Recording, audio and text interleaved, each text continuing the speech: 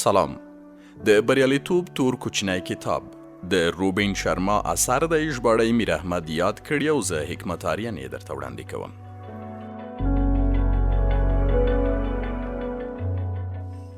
سختي اړیکې بدلې کړئ. تر ټولو سختي اړیکې کې ستاسې د سترې ودې زړی پروت وي. کوم اړیکه چې تاسې ډیر ازمایي، ډیر مزوروي او ډیر فشار در باندې راوړي، هماغه په اصل کې تاسې ته لوی نعمت دی. ولې؟ ځکه دا تاسې ته هغه باورونه، ویرې او ناسمې انګیرنې در ښکاره کوي چې تاسې محدود ساتلی. دا وپېژنئ او د خپل غوړتوب بل پړاو ته ورننوځئ. زه درته دا وایم چې که تاسې وغواړئ نو خپلې تر ټولو سختې اړیکې په سترو بریاو بدلولی شئ. کومو خلکو سره چې تاسو نشئ تللی، هغوی ستاسې ژوند بدلولی شي او تاسې سره مرسته کولی شي چې لا ډیر خوشحاله، روغ او بریالي شئ. باور مو نه کیږي که نه؟ ځینې اړیکې ډېرې زیاتې سختې وي. انسان زوروي، خو تکړه خلک له دې اړیکو یوه ګټه اخلي او د دې په مرسته دا معلوموي چې کومو شیانو دوی کوچني ساتلي دي. دوی له ځانه پوښتنه کوي چې کوم عقاید او باورونه هغه کس ته اجازه ورکوي چې دوی وزوروي. دوی دا جرأت لري چې ژور لاړ شي او هغه ویرې وګوري چې هغه مقابل لوری یې تحریکوي. دا خلک مقابل لوری نه ملامتوي او هغه بد نه ګڼي یا نورې داسې پلمې او بهانې نه کوي چې موږ یې له امله په خپله ګریوان کې سر نه ښکته کوو او خپل شخصي مسؤلیت نه اخلو. ستر خلک چې څه زده کوي، هغه د ځان پیژندنې، اصلي قدرت او شخصي پوهې لپاره کاروي. هیله ده دا یاد وساتئ، څومره چې تاسې فوقالعاده انسان کیږئ، دومره ستاسې د بهرنۍ نړۍ هر عنصر در سره بدلیږي او باید بدل شي. څومره چې تاسې فوقالعاده کیږئ، هومره به ستاسې شخصي او مسلکي ژوند فوقالعاده کیږي. باطني وده د ظاهري ودې لامل کیږي. په نړۍ کې دوه تنه بیخي یو ډول نه ښکاري. نو موږ هر یو چې د خپل ژوند په سفر کې جلا جلا تجربې لرو، څنګه به ټول یو ډول ښکاره شو؟ تاسې ته چې یوه پیښه یا کلمه کومه معنا لري، ماته ښایي د هغې بیخي برعکس معنا ولري. څومره لوی فرصت دی! دا د دوو تنو توپیر دی چې یوې نړۍ ته جلا جلا ګوري. موږ د زده کړې، ودې او پرمختګ لپاره د اړیکه راخپلولی شو. له دې سختې اړیکې چې موږ کومه او باطني پراختیا تجربه کوو، هغه به په نورو اړیکو کې هم زموږ د چلند بڼه بدله کړي. په یوه اړیکه کې خپله ونډه او چلند بدل کړئ. د کوټې له ملګري، پیرودونکو، همکارانو او په کور کې د ګرانو سره په نورو اړیکو کې به مو ونډه او چلند ورسره په خپله بدل شي. جالبه ده که نه؟ یوازې دومره نه، بلکې دا به موږ هم بدل کړي. موږ چې سختې اړیکې کې څه مومو او هغه مو پراخ کړي، نو بیا به موږ د پخوا په څیر نه یو. موږ به قوي یو، پوه به یو، لوی به یو او ښه به یو، او دا بیا هر څه د تل لپاره بدلوي. یو ګام. ماته جالبه ده، موږ د ژوند په هر ساعت کې دا قوت لرو چې یوه پریکړه، ټاکنه یا هوډ وکړو او دا د تل لپاره زموږ د شخصي او مسلکي ژوند د بدلون لامل شي. نن زموږ د نوي ژوند لومړۍ ورځ کیدی شي. دا ورځ هر څه بدلولی شي.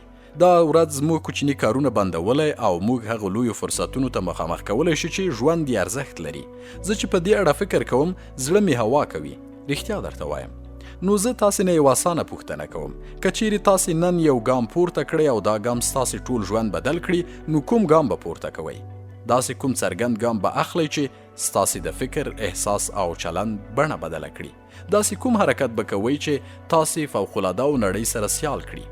نو همدا اوس، همدا نن ولې دا ګام نه اخلئ؟ بیا به داسې ښه وخت نه وي چې تاسې پکې تر ټولو غوره شئ.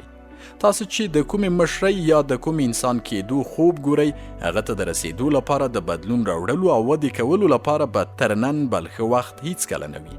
نو څه ته ګورئ؟ ورځئ پرې.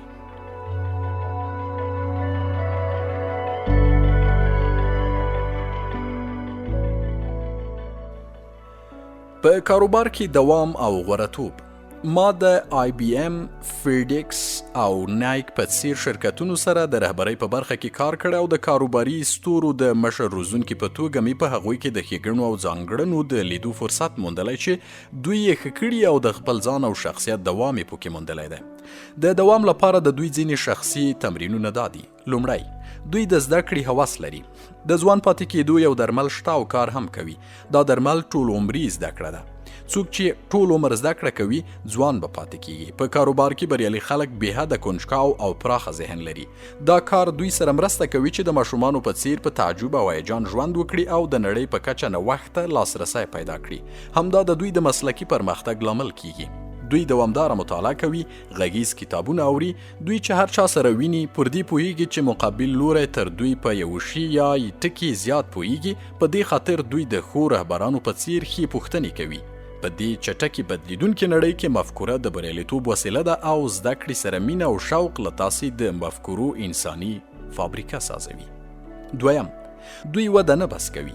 د نړیوالو کاروباریانو یوه ښېګڼه دا ده چې هیڅکله وده نه بس کوي.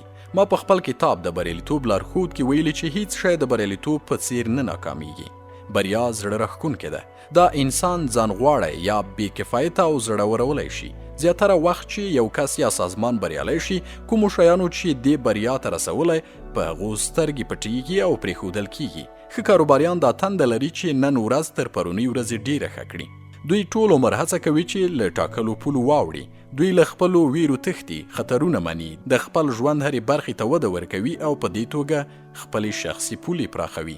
دا کار د دوی زړه ځوان ساتي. دریم، دوی پوهیږي چې روغ صورت پاچاهي ده. په ډیلي کې مې لوړپوړو مدیرانو ته د رهبرۍ یو سیمینار ورکاوه. یوه ګډونوال راته یو کاغذ راکړ چې پرې لیکلی و: روغتیا تاج دی، د روغو پر سر وي، ناروغو ته ښکاري. دا ډیره لویه خبره ده. موږ روغتیا تر هغې غنیمت ګڼو چې بایللې مو نه وي، او چې ومو بایلله بیا یې د بیرته ترلاسه کولو هڅه کوو. ماته دا جالبه ده. موږ چې ځوانان یو نو خپله روغتیا تر شتمنۍ زاروو، خو بیا چې زاړه شو خپله راټوله کړې شتمني په یوې ورځې روغتیا ورکوو. ستاسې بدني حالت چې روغ وي نو نوښتګر به هم یئ، انرژي به هم لرئ، تمرکز به هم کولی شئ او خوشحاله به هم یئ. څلورم، دوی دلیل لټوي. د بریالیتوب لارښود کتاب کې مې د اوږد عمر راز ویلی دی. راز دا دی چې تر ځان لوی دلیل پیدا کړئ، بیا دومره زړه وکړئ چې خپل ژوند هماغه دلیل ته وقف کړئ. دلیل ښایي د یوه فوقالعاده رهبر پیدا کیدل وي چې یو فوقالعاده سازمان رامنځته کړي او هغه سازمان بیا خپلو پیرودونکو ته فوقالعاده ارزښت ورکړي. دا دلیل ښایي داسې مدیر کیدل وي چې په خپلو کارمندانو او کارکوونکو کې تر ټولو ډیره بالقوه انرژي پیدا کړي او د هغوی غوره راڅرګند کړي. په ماشومتوب کې مې پلار راته یوه هندي وینا کړې وه. هغه خبره مې اوس هم په زړه ګرځي. ته چې پیدا شوې تا ژړل او خلکو خندل، نو داسې ژوند وکړه او داسې مړ شه چې خلک وژاړي او ته وخاندې. د ګټې لپاره تمرکز وکړئ. د بریالیتوب لارښود کتاب مې د نبوغ یوه ساده فورمول ښودلی دی: تمرکز جمع وخت مساوي نبوغ. هیله ده پر دې فکر وکړئ. تاسو چې په څه شي تمرکز کوئ په هماغه کې تکړه کیږئ. څومره ډیر تمرکز چې کوئ هومره ښه به یې ترلاسه کوئ. په دې تمرکز وکړئ چې په خپل کار کې تر ټولو ښه شئ. وخت سره به د ټولو سترګې تاسې ته دراوړي. پر خپلې روغتیا تمرکز وکړئ. دې کې شک نشته چې وخت سره به ښه شئ. د خپلو بچو په ودې او پرمختګ تمرکز وکړئ. وخت سره به ښه بچي ولرئ. په خپل معنویت تمرکز وکړئ. یو وخت به درته خلک عالم او بزرګ وایي. تمرکز وکړئ او بیا هم په خپلو سوځېدونکو فرصتونو تمرکز وکړئ. بل هر کار پرېږدئ. ژوند لنډ دی. یوازې یو ستر کار کولی شي فرصت ته دروازه خلاصه کړي. که یې پرېږدئ چې بل ته لاړ شي، زیاتره خلک دروازه نه خلاصوي. خپل قوت زیات کړئ. کومو شیانو سره چې موږ ډیر مقاومت کوو هغه کې زموږ د غوړتوب او ښهتوب زړی پټ وي. کوم شی چې موږ نارامه کوي هماغه مو قوي کوي او د کومو کارونو کول چې سخت وي هغه موږ سره د خپل قوت په موندلو کې مرسته کوي. سختي ښه ده. که خندا نه درځي او د پیرودونکي د خوشحالۍ لپاره ورته مسکا کوئ، دا مسکا تاسې لا ډیر قوي کوي. په دروغو چې شخصیت جوړول اسانه وي، داسې وخت کې رښتینې اوسېدل کله مو چې څوک نه څاري، داسې وخت کې پر یوې پروژې یا درکړل شوې دنده کې ښه کار کول، دا ځان ته ستاسې درناوی، باطني قوت او شخصي قدر زیاتوي. سخت کار ښه وي. دا د ښه ژوند د بنسټ ډبرې دي. اسانه لارې د خفګان او پښیمانۍ ځایونو ته تللي دي. پر دې باور وکړئ. ما خپل ژوند ټولې نړۍ ته په سفرونو او له خلکو او شرکتونو سره په کار تیر کړی دی. په دې پوهېدلی یم کوم کار چې تاسې خپله دنده او مسؤلیت ګڼئ او ورته ګمارل شوي یئ، هغه کار کول ستاسې د بریالیتوب او باطني ارامتیا راز دی. زما یو ملګري نیډو کیوبین راته ویلي و: د ډیسپلین بیه د پښیمانۍ تر درده لږه ده. کاشکې ما دا خبره کړې وای.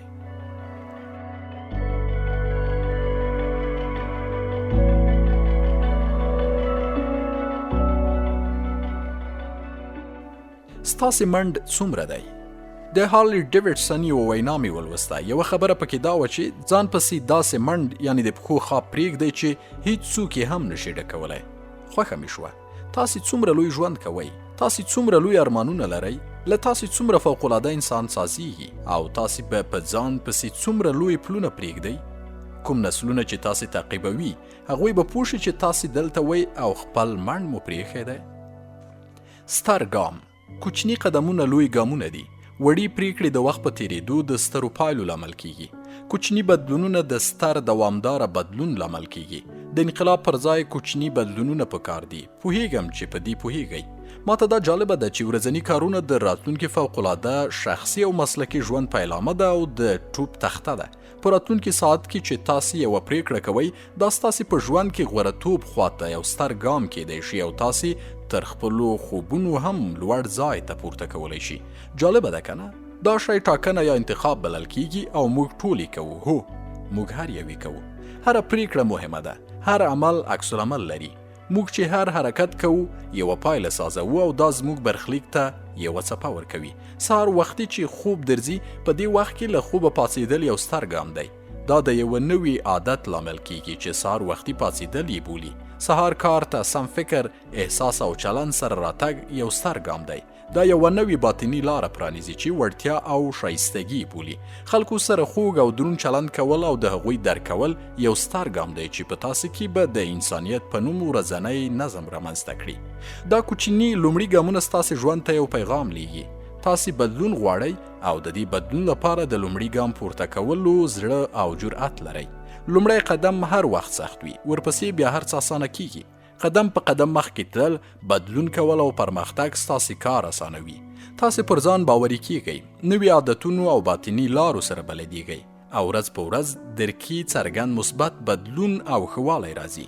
ورځ په ورځ درنه هغه انسان سازیږي چې تاسې باید شئ. دا ډیره جالبه ده. ښه مشر. څه وخت مخکې مې د هول فورډز مارکیټ د شرکت د اجرایوي رئیس جان مکي لیکوال لیکلی و. د هول فورډز مارکیټ شرکت بېساري پرمختګ راته دومره ګټه راورسوله چې پیسې زما تر اړتیا، اقتصادي امنیت او شخصي سوکالۍ زیاتې دي. زه اوس د 53 کالو یم او هغه عمر ته رسېدلی یم چې پیسو لپاره کار کولو ته اړتیا نه لرم. کار یوازې د کار د خوند او هغې غوښتنې لپاره کوم چې زما زړه یې له ما د کار کولو لپاره کوي. د دې جنورۍ په لومړۍ کې به زما کلنی معاش $1 ته راښکته شي. په کاروباري نړۍ کې ستر بدلون راغلی دی. زیاتره خلک غواړي چې د یو شرکت برخه شي. اخلاق بیرته راستانه شوي دي. پیرودونکو ته ارزښت ورکول راستانه شوي دي. ښه توب راستون شوی دی. تاسې دې بدلون ته د ودې ورکولو لپاره څه کوئ؟ ټوله خبره د ودې ده. یوه وینا مې ولوسته او اغېز یې راباندې وکړ. وده د ژوند نښه ده. ډیره جالبه خبره یې کړې. دا د جان هنري نیومن وینا ده. تاسې وپوهیږئ چې زه د ودې د ټولو مفاهیمو ډیر درناوی کوم. ما ته وده د ژوند لامل ښکاري. موږ دلته د دې لپاره راغلي یو چې په خپل کار کې وده وکړو او پراختیا پکې راوړو. خپلو اعمالو ته وده ورکړو. خپل ژوند ته وده ورکړو. یوازې ژوند مه کوئ بلکې لوری ورته ورکړئ. وده مهمه ده. همدا موږ ته د ارزښت او مړښت احساس راکوي. همدا راته انرژي راکوي. سره د دې چې وده نارامونکې وي خو له موږ هغه څه جوړوي چې موږ اصل کې یو. د ځان قدر وکړئ. دا مهمه نه ده چې خلک ستا په اړه فکر کوي. مهمه دا ده چې ته د ځان په اړه فکر کوي. موږ خپله ډیره انرژي پر دې ځای کوو چې خلک به څه وایي، څه فکر به کوو او موږ غواړو چې ټول خلک دې موږ خوښ کړي. رهبري او بریالیتوب دا دی چې تاسې د ټولنې له تایید لوړ شئ او د خپل ځان تایید ته ورسیږئ. د ځان قدر وکړئ. څومره ژوند چې کوئ په خپل ارزښتونو یې وکړئ. تاسې خپله اوسئ. خپله خبره وکړئ. په خپله لاره لاړ شئ او خپل ارمانونو پسې لاړ شئ. په دې کیسه کې مه اوسئ چې نور مو په اړه څه فکر لري، څه احساس لري او څه درپسې وایي. ما په خپل بل کتاب د بریالیتوب لارښود کې دا ویلي چې رهبري د مشهورېدو سیالي نه ده. رهبري دا ده چې انسان سم کار وکړي. لږې خبرې ډیر کار. نن سبا زیاتره خلک ډېرې ښې خبرې کوي. زرګونه تشې ژمنې کوي. زرګونه مبالغې کوي او زرګونه داسې خبرې کوي چې هیڅ نه عملي کیږي. خو رهبران داسې نه وي. هغوی لږې خبرې او ډیر کار کوي. زما غلی رهبران خوښیږي. داسې غلی ارواوي چې ژمنې پوره کوي او سر ته یې رسوي. خبره د انسان د ملا تیر دی او هر ژمنه ستاسې د باور بنسټ جوړوي. نو همدا نن پریکړه وکړئ چې خپلې خبرې به نیمګړې نه پرېږدئ او د عمل انسان به یئ. داسې انسان به یې چې پایلې به رامنځته کوئ. تاسې چې لوی کارونه وکړئ نو دا کارونه به مو پخپله غږیږي. فوقالعاده کېدل ولې مهم دي؟ فوقالعاده کېدل ولې مهم دي؟ تاسې چې له خپل ځان او خپل ژوند نه څه تمې لرئ دا په خپله ستاسې ماموریت او رسالت کیږي. تاسې چې څه هوډ کوئ هماغه درنه سازیږي. نو همدا پریکړه وکړئ چې تاسې به فوقالعاده کیږئ. بشپړ ژوند وکړئ. هوډ وکړئ چې په خپل کار کې به تر ټولو ښه کیږئ. ژمنه وکړئ چې ښه روغتیا به لرئ. د ودې او پرمختګ لپاره مثبت خطرونه ومنئ. نن ورځ سره داسې مینه وکړئ لکه سبا ورځ چې نه وي. له هرې شیبې خوند واخلئ. ژوند ډیره جالبه ننداره ده. ډیرې لوړې ژورې لري خو بیا هم قیمتي دی. ښایسته دی او ستاسې په ګټه جوړ شوی دی.